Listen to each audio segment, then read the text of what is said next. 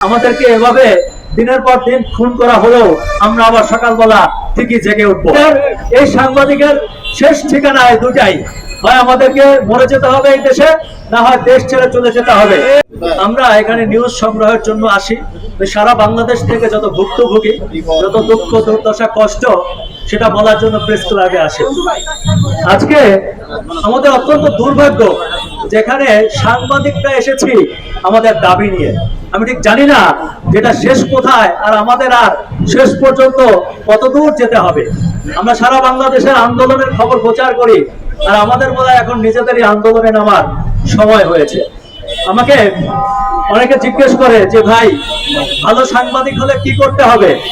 আমি তাদেরকে বলি যে ভালো সাংবাদিক বাংলাদেশে হইও না। কারণ বাংলাদেশে ভালো সাংবাদিকের পরিণতি হয় দুইটা। এক নম্বর হচ্ছে, যে কোনো মুহূর্তে দিনে বা রাতে তুমি গুম হয়ে খুন হয়ে যাবা, তোমার পরিবার জানবেও না যে তুমি কিভাবে খুন হলা। এটাই হয় আমাদের সাংবাদিকদের প্রথম পরিণতি। আর আমাদের দ্বিতীয় পরিণতি হচ্ছে একটাই, ভালো সাংবাদিক হবেন, কাউকে তেল মারবেন না, নিরপেক্ষ নিউজ করবেন, আপনাকে একসময় দেশ ছেড়ে চলে যেতে হবে। আমাদের এই সাংবাদিকের শেষ ঠিকানায় দুটাই, হয় আমাদেরকে মরে যেতে হবে এই দেশে, না হয় দেশ ছেড়ে চলে যেতে হবে। অথচ আমাদের রাষ্ট্র বারবার বলছে আমরা তাদের তৃতীয় স্তম্ভ, চতুর্থ স্তম্ভ, তাই না? আমাদের স্তম্ভগুলো ভেঙে পড়েছে কিভাবে দেখেন। আমি আজকে খুব আফসোস করে বলেছি, আপনারাও লিখে রাখেন, সকল মিডিয়া সাক্ষী থাকেন, আমি আলী আসগর ইমন বলে গেলাম, এদেশে ভালো সাংবাদিক জন্মাবে না, যুগের পর যুগেও জন্মাবে না। কারণ আমরা ভালো সাংবাদিককে ভালো পরিবেশ দিতে পারছি না। আমরা যদি পরিবেশ দিতে না পারি, আমরা যদি লালন পালন করতে না পারি, তাহলে এই দেশে যুগের পর যুগ চলে যাবে, ভালো সাংবাদিক জন্মাবে না। আর যারা ভালো সাংবাদিক হবে, তারা হয় এভাবে খুন হবে নৃশংস ভাবে, রাস্তায় পড়ে থাকবে, অথবা দেশ ছেড়ে পালিয়ে যেতে বাধ্য হবে। ইতিপূর্বে যেমনটা হয়েছে। আমাদের কোন সরকারের প্রতি আস্থা ছিল না, কিন্তু আমরা অন্তত এই সরকারের উপরে কিছুটা হলেও আমরা সাংবাদিকরা আস্থা রেখেছিলাম।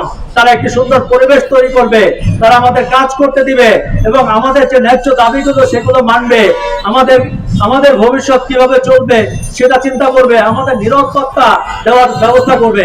কিন্তু আমরা দেখলাম যে আমাদের জীবনের ন্যূনতম নিরাপত্তা নাই। আজকে আমার পরিবার চিন্তা করে যে আমি ঠিক মতো রাতে বাসায় ফিরতে পারবো কিনা। আজকে আমার বন্ধু বান্ধব সবাই ফোন করে খবর নেয়, তুমি রাত্রে বাসায় ফিরতে পারছো কিনা।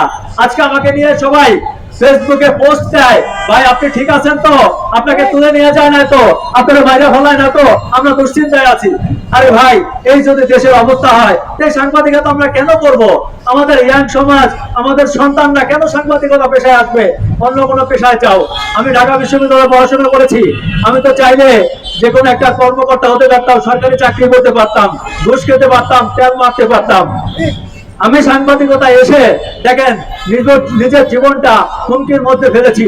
সকাল বিকাল দুইবার করে, তিনবার করে আমাকে শুনতে হয়, যে কোনো মুহূর্তে আমাকে তুলে নিয়ে যাওয়া হবে, আমাকে মেরে ফেলা হবে। কই, রাষ্ট্র তো আমার খোঁজ নিচ্ছে না। আমি রাষ্ট্রের জন্য কাজ করছি, রাষ্ট্র তো আমাকে নিরাপত্তা দিচ্ছে না।